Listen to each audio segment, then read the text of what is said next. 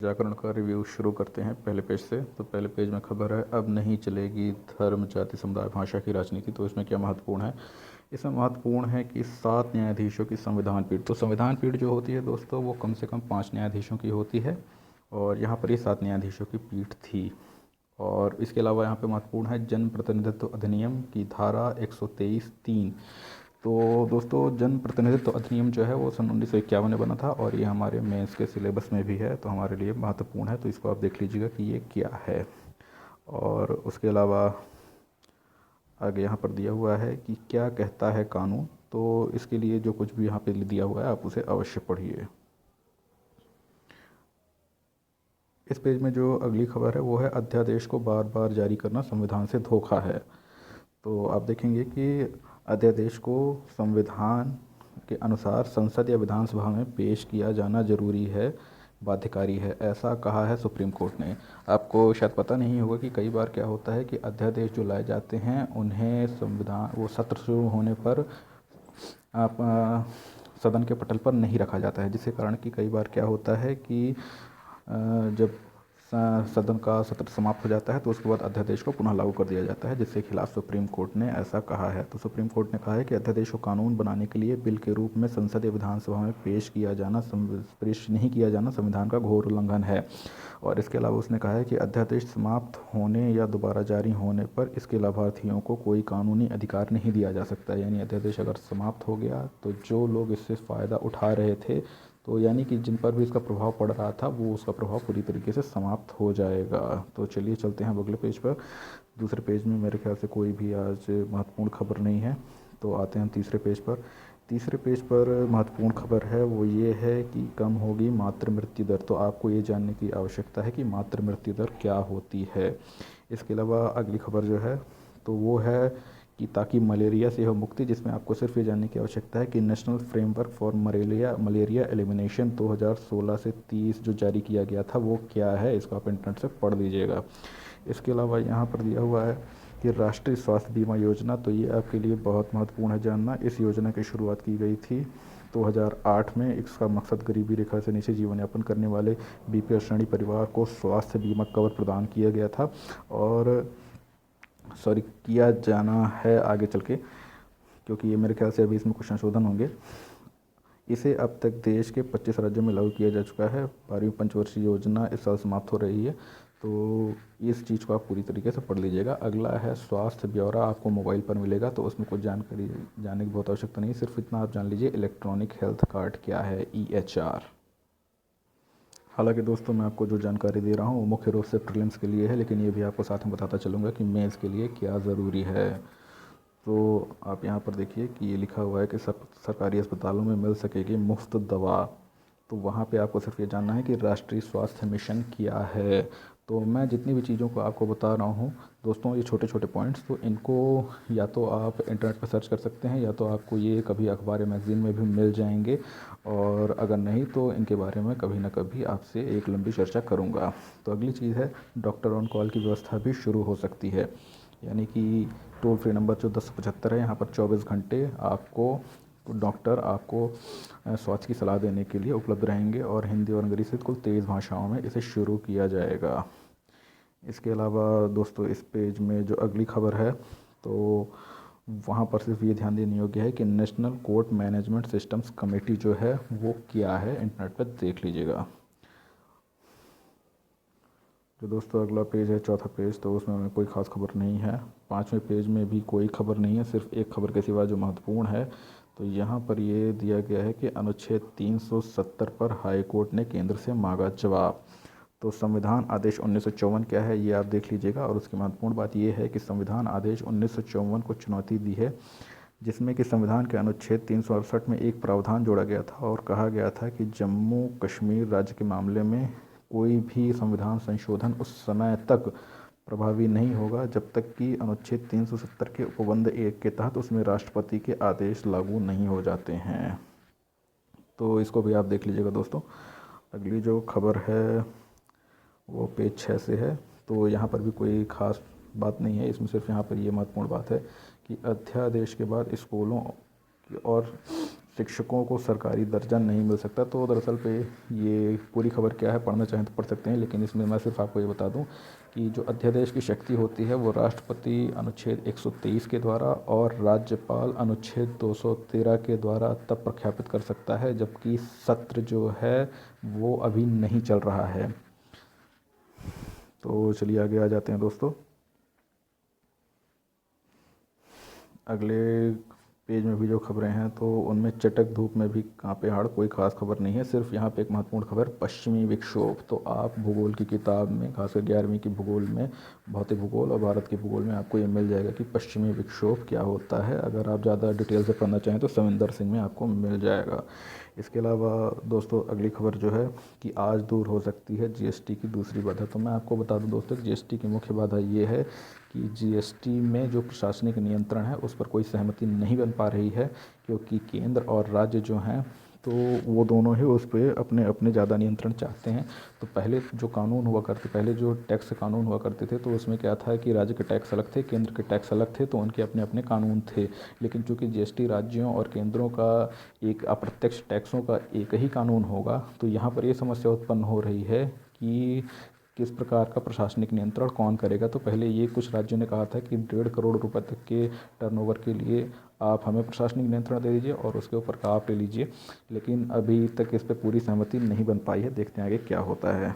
तो यहाँ पर आपको कुछ महत्वपूर्ण चीज़ें जाननी ज़रूरी है कि इंटीग्रेटेड जीएसटी यानी आईजीएसटी क्या होता है। इसके अलावा जीएसटी, केंद्रीय जीएसटी, सीजीएसटी, राज्य जीएसटी, एसजीएसटी और क्षतिपूर्ति विधेयकों के प्रावधानों को सैद्धांतिक मंजूरी अभी जो दी गई है। तो ध्यान दीजिएगा कि ये विधेयकों के प्रावधानों को मंजूरी दी गई है, यानी कि ये विधेयक आगे चल के पास हो जाएंगे और इसके लिए एक जीएसटी काउंसिल बनाई गई है। मैं आपको बता दूं कि जीएसटी में केंद्र और राज्य आपस में मिलकर सहमति से फैसले ले रहे हैं। हालांकि अगर काउंसिल में कोई फैसला नहीं हो पाता सहमति से तो वहाँ पर वोटिंग का भी प्रावधान है, लेकिन अभी तक कोई भी फैसला वोटिंग से नहीं लिया गया है, जो कि अच्छी बात है। तो दोस्तों अब आगे चलते हैं। यहाँ पर एक छोटी सी खबर और है, वो ये है कि आप जानते हैं कि हिंदू मैरिज एक्ट जो है तो उसमें लड़की की विवाह की अधिकतम न्यूनतम उम्र 18 और लड़की की 21 बरस है। लेकिन यहाँ पे एक नाबालिग लड़की ने अपने प्रेमी से विवाह कर लिया था, जिसके कारण कि उसके पिता ने उसके प्रेमी पर अपहरण का केस डाल दिया था। लेकिन कोर्ट ने कहा है कि ये अपहरण का केस नहीं माना जाएगा, क्योंकि लड़का और लड़की दोनों मुस्लिम हैं और उन पर हिंदू मैरिज एक्ट लागू नहीं होता है। ठीक, तो अगली जो खबर है दोस्तों, मैं इसमें काफ़ी चीज़ हाईलाइट यहाँ पर किया हूँ और देखेंगे कि ये अग्नि 4 मिसाइल का परीक्षण सफल। तो ध्यान दीजिएगा दोस्तों, अभी कुछ दिन पहले जो परीक्षण हुआ था वो अग्नि 5 मिसाइल का था और यहाँ पर ये अग्नि 4 मिसाइल का छठा परीक्षण है। तो इसके बारे में काफ़ी सारी जानकारियाँ हैं यहाँ पर। तो ये ओडिशा के व्हीलर द्वीप, तो आप ध्यान रखिए कि व्हीलर द्वीप को अब्दुल कलाम आइलैंड भी कहा जाता है और ये कहाँ पर है नक्शे में, आप इसको ज़रूर देखिएगा। और इसके अलावा इस मिसाइल की जो मारक क्षमता है वो 4000 किलोमीटर है और इसका वज़न ले जाने की क्षमता जो है, यानी जो इसका पेलोड है, तो वो 1000 किलोग्राम है और ये एक बैलिस्टिक मिसाइल है। तो आप ये जानिए कि बैलिस्टिक मिसाइल क्या होती है। और मिसाइलें भी अलग अलग प्रकार की होती हैं, ज़मीन से ज़मीन पर प्रहार करने वाली, ज़मीन से हवा, हवा से हवा और हवा से ज़मीन।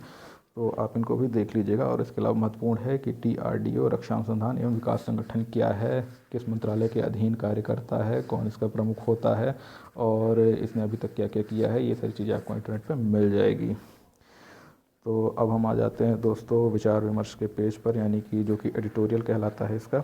तो यहाँ पर आसान नहीं डिजिटल लेन देन, आप इसको पढ़ सकते हैं, क्योंकि ये कहा जा रहा है कि भारत में जो है तो साक्षरता बहुत कम है और ऐसे में लोगों के लिए डिजिटल लेन देन पर विश्वास जगा पाना बहुत ही मुश्किल है। दूसरी चीज़ यहाँ पर लिखी है विभाजक राजनीति पर प्रहार। तो वही जो आज सुप्रीम कोर्ट ने अपनी संविधान पीठ में एक नई बात कही कि जाति धर्म इत्यादि के नाम पर जो वोट मांगा जाता है वो असंवैधानिक है, गलत है। तो उसी के क्रम में मेंस के लिहाज से ये एक सामग्री यहाँ पर दी हुई है। उसके अलावा यहाँ पर लिखा हुआ है जनसेवा के नाम पर गोरख धंधा, यानी कि जो NGO हैं जो विदेशों से फंडिंग को प्राप्त करते हैं और उसके बाद उस फंडिंग का दुरुपयोग करते हैं देश में अशांति फैलाने में, किसी भी और ऐसे समाज विरोधी या देश विरोधी कार्य में। हालांकि आपको पता होगा कि पिछले दिनों ग्रीन पीस के फंड पर भारत सरकार ने रोक लगा दी थी।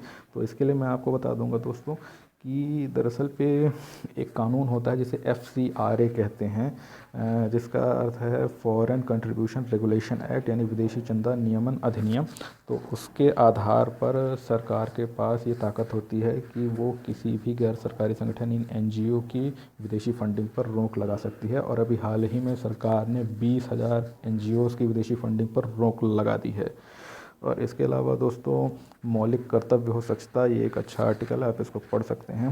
तो आपको बता दूं कि मौलिक कर्तव्य हमारे संविधान के 51A अनुच्छेद में रखे गए हैं, और वहाँ पे ऐसे 11 प्रावधान हैं जिनका हमें मौलिक कर्तव्यों के रूप में पालन करना चाहिए, और इसको इन्होंने कहा है कि इसको भी अब जोड़ लेना चाहिए। तो चलिए दोस्तों, अब आते हैं हम अर्थशास्त्र वाले पेज पर।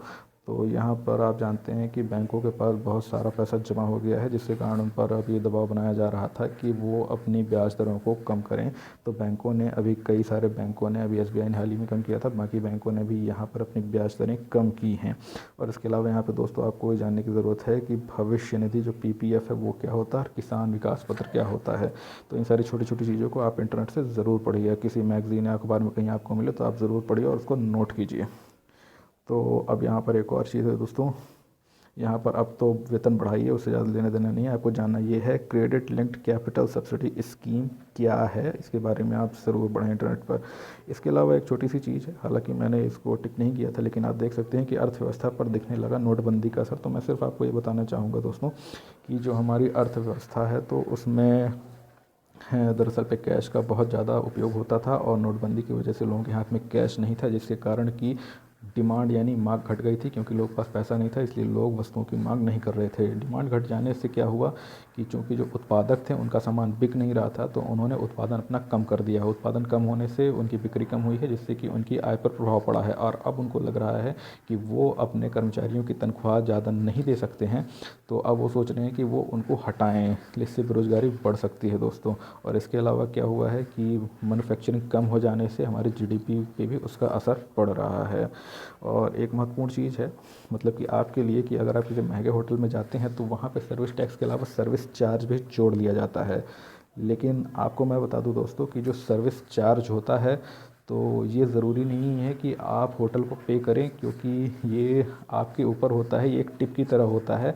लेकिन होटल कई बार से ज़बरदस्ती वसूलते हैं, क्योंकि लोगों को पता नहीं होता है कि ये होटल ज़बरदस्ती नहीं वसूल सकते हैं। तो अगर कोई भी आपसे ज़बरदस्ती वसूलता है तो आप उसके खिलाफ उपभोक्ता संरक्षण कार्यालय में जाकर के रिपोर्ट कर सकते हैं, कंज्यूमर फोरम में आप रिपोर्ट कर सकते हैं। और आपको यहाँ जाने की बहुत आवश्यकता है कि उपभोक्ता सुरक्षा अधिनियम 1986 क्या है और इसे क्या प्रावधान है। और इसके अलावा यहाँ पर आपको जानने की आवश्यकता है मुद्रा योजना क्या है, और बाकी कुछ जानने की आवश्यकता नहीं इसमें। और प्याज निर्यात में छूट की, तो मैं दोस्तों आपको बता दूं कि ये प्याज निर्यात में छूट की अवधि इसलिए बढ़ाई गई है कि प्याज बहुत ज़्यादा देश में पैदा कर दी गई है, जो सप्लाई है और डिमांड से बहुत ज़्यादा हो गई, जिसकी वजह से प्याज की जो कीमतें तेज़ी से गिर रही हैं। तो ये कहा है सरकार ने कि प्याज को अगर हम बाहर के देशों में बहुत ज़्यादा निर्यात कर दें तो इससे हमें लाभ ये हो जाएगा कि देश के मार्केट में प्याज कम हो जाएगी और उसके दाम थोड़े से बढ़ेंगे, जिससे कि प्याज के किसानों को लाभ होगा। इसके अलावा जो अंतर्राष्ट्रीय पेज है दोस्तों, तो उसमें कोई बहुत ख़ास तो नहीं है। अगर आप चाहें तो ओबामा और ये ट्रंप और ये पुतिन वाला जो केस है आप इसको पढ़ सकते हैं, हालांकि मेरे लिहाज से कोई बहुत ज़्यादा ज़रूरी नहीं है। तो यहाँ पे सिर्फ आपको ये जानने की ज़रूरत है कि अल नुसरा क्या है। तो अल नुसरा अल-कायदा की एक विंग है, जो कि सीरिया, इराक और अरब के इलाकों में सक्रिय है। और इसके अलावा यहाँ महत्वपूर्ण खबर है कि पाकिस्तान में हिंदू विवाह अधिनियम पारित कर दिया गया है। तो दोस्तों आपको मैं बताऊँ कि पाकिस्तान में अभी तक हिंदुओं की शादी पर कोई मैरिज सर्टिफिकेट उनको नहीं मिलता था, यानी पाकिस्तान में हिंदुओं की शादी एक प्रकार से गैर कानूनी थी। लेकिन उस चीज़ पर अब नेशनल असेंबली ने अपनी सहमति दे दी है, और वो सीनेट पे यानी वहाँ की राज्यसभा में चला गया है, और हो सकता है कि आगे चल के कुछ दिनों बाद ये लागू हो जाए, जिससे कि वहाँ जो हिंदुओं की शादी है अब वो भी रजिस्टर्ड और कानूनी मानी जाएगी। तो खेल के ये तो BCCI पर ही पूरा का पूरा दे दिया, क्योंकि अभी आपको पता होगा कि BCCI को बहुत बुरी तरीके से सुप्रीम कोर्ट ने उड़ाया है। वो पहले पेज में भी था, यहाँ पे पूरी खबर दी हुई है, हालांकि मेरे लिहाज से कोई बहुत महत्वपूर्ण नहीं थी, आप देख सकते हैं। इसमें सिर्फ एक महत्वपूर्ण ये बात हो सकती थी कि ये जो काम सुप्रीम कोर्ट कर रहा है, तो दरअसल पे ये काम एग्जीक्यूटिव यानी कार्यपालिका का है। तो ये एक कार्यपालिका और न्यायपालिका के बीच का जो टकराव बढ़ रहा है, ये उसके लिहाज से महत्वपूर्ण हो सकता है। अब यहाँ पे एक आपके लिए खबर है, वो ये है कि एंड्रॉयड 2.1 और 2.2 जो है उस पर व्हाट्सएप नहीं चलेगा, और iOS 6 पे भी नहीं चलेगा, और विंडोज़ 7 पे भी नहीं चलेगा। यानी कि अगर आपके पास ये पुराने फ़ोन या ऑपरेटिंग सिस्टम वाले फ़ोन हैं उन पे नहीं चलेगा व्हाट्सएप। उसके पीछे वजह ये है दोस्तों कि बहुत सी जो फ़ोन कंपनियां हैं तो वो दबाव डाल रही थी व्हाट्सएप पर, यानी कि एक तरह से वो व्हाट्सएप को कमीशन भी देती होंगी, क्योंकि व्हाट्सएप मार्क जुकरबर्ग के हाथ में है। तो वो ये कह रही थी कि चूँकि बहुत से लोग पुराने फ़ोन में भी व्हाट्सएप यूज़ कर रहे हैं और सारी दुनिया व्हाट्सएप यूज़ कर रही है, तो अगर आप पुराने फ़ोन में व्हाट्सएप यूज़ बंद कर देते हैं तो उन्हें नए फ़ोन खरीदने के लिए मजबूर होना पड़ेगा, जिससे कि लाभ मिलेगा इन कंपनियों को। तो दोस्तों मेरे फ़ोन की बैटरी जो है अब थोड़ी सी कम हो गई, जिसकी वजह से काफ़ी चीज़ें कुछ धुंधली धुंधली सी हो गई हैं। तो यहाँ पे मध्य प्रदेश में बांधवगढ़ रिजर्व के बारे में दिया हुआ है, तो आपको सिर्फ ये जानना है कि देश में कितने सारे टाइगर रिजर्व्स हैं। और इसके अलावा यहाँ पे एक महत्वपूर्ण चीज़ दी हुई है कि वन बेल्ट वन रोड यानी ओबोर परियोजना जो है वो चीन की एक परियोजना है, और जो सी पैक पाकिस्तान में बना है वो इसी का हिस्सा है। और इसी के एक हिस्से के तहत अभी चीन में जेजियांग प्रांत के यीवो इंटरनेशनल कम्युनिटी सेंटर से लंदन के लिए एक मालगाड़ी चली है। हालांकि पहले भी कई शहरों के लिए, यूरोप के कई शहरों के लिए मालगाड़ियाँ चल चुकी हैं, यानी कि चीन से लेकर के यूरोप तक जो है वो रेल लाइन बिछ चुकी है, जो कि चीन के लिए बहुत ज़्यादा फ़ायदेमंद है। तो धन्यवाद दोस्तों, और आप मेरे चैनल को सब्सक्राइब करें अगर आपको जागरण की लगातार अपडेट चाहिए तो, और आप लगातार तैयारी करते रहें और पढ़ते रहें, और नया साल आपके लिए मुबारक हो। धन्यवाद।